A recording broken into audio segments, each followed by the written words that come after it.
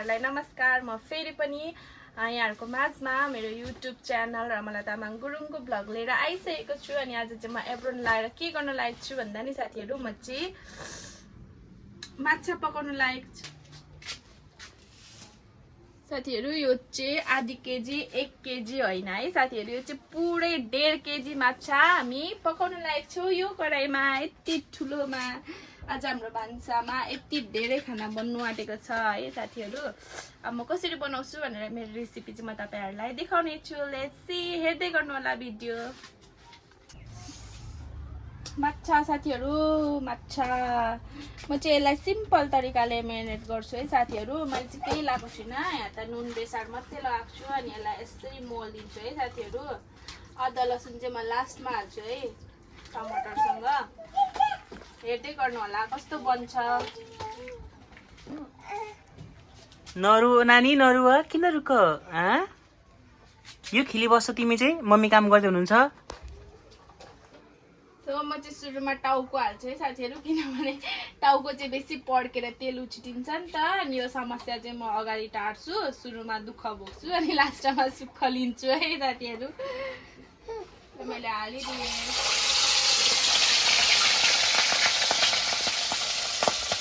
साथीहरु कसरी पड्किन्छ, माछा खानु मात्रै मजा हुन्छ है साथीहरु, पकाउनु चाहिँ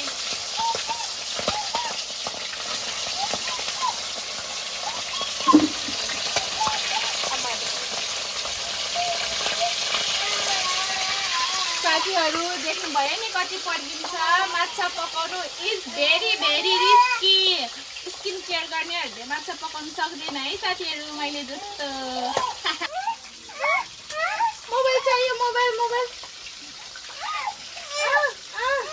साथीहरु बोक्नु भन्छ अनि उलाई मोबाइल उपति क्यामेरा फर्काएर बोल्नु भन्छ। यस्तो छ है मेरो नानी चाहिँ। लिलो ब्याडमिन्टन खेल्ने हो, खेल्ने हो। ए के खान्छ तिमी? माछा पकाउने हो, मछली वाली हो। ओ आया साथीहरु, नानीको चक्करमा माछा पनि झन्डै पानीमा बस्ने माछा झन्डै कोइला भएछ है। अब यसलाई चाहिँ पल्टाइदिँदैछु है म।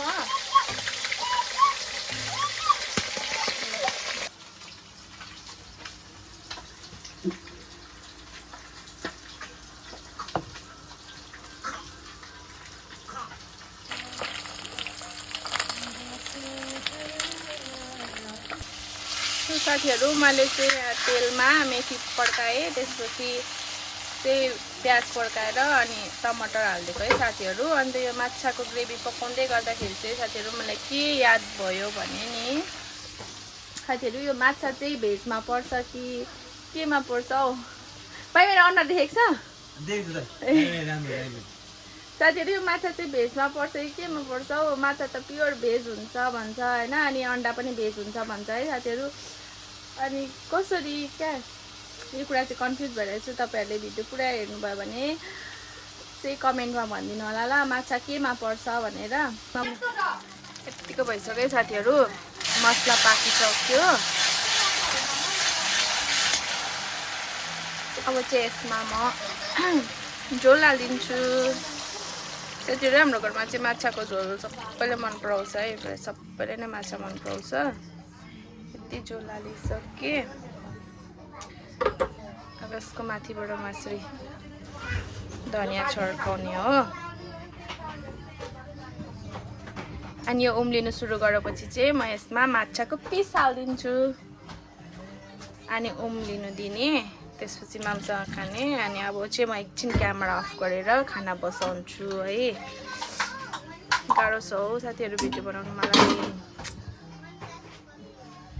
ल हाम्रो चाहिँ झोल पनि उम्लिन थाल्यो। अब यहाँ चाहिँ म माछा हालिदिन्छु। अनि यहाँ चाहिँ मेरो खाना पनि बसाइसकेको छु है। यसरी हालिदिने हो, टुप्लुक टुप्लुक।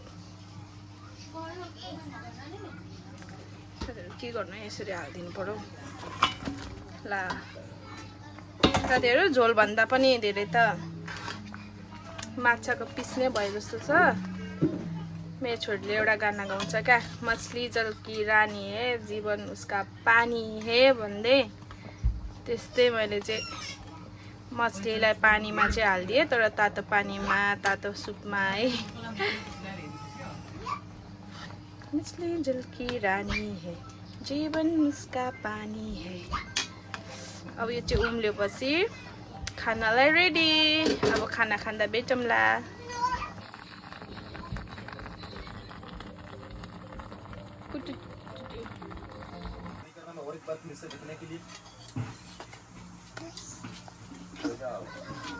सबसे पहले देखो ये दोनों दीदी हंसी मजाक करते हुए मोड़ से निकल के इधर उधर अपने घर के लाजवाब।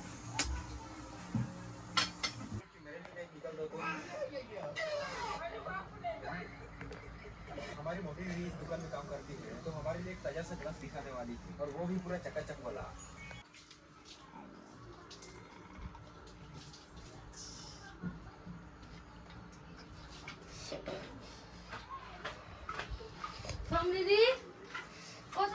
साथीहरू गर्मी छ, त्यही पनि सुप चाहिँ फेरि दामी हुन्छ है माछाको।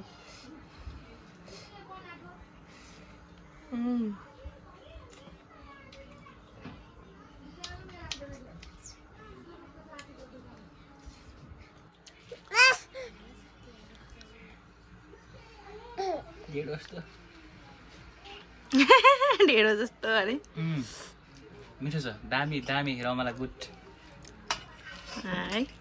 ल छोरी तोते दाँत देखाएर हिँ अरे।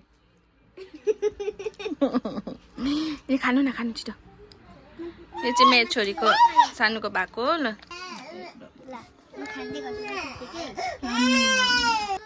अब चाहिँ बोल। मछली मिठो छ है, हामीले बनाएको चाहिँ टेस्टी हुन्छ। सो साथीहरू, हाम्रो भिडियो सुरुदेखि अन्तिमसम्म हेरेर साथ दिनु होला अनि भन्दै आजको मेरो ब्लगलाई चाहिँ यहीँ इन्ड गर्नेछु। अनि लाइक सेयर सब्सक्राइब गर्न चाहिँ नबिर्सिनु होला भिडियो हेरिसकेपछि। बाई बाई साथीहरू।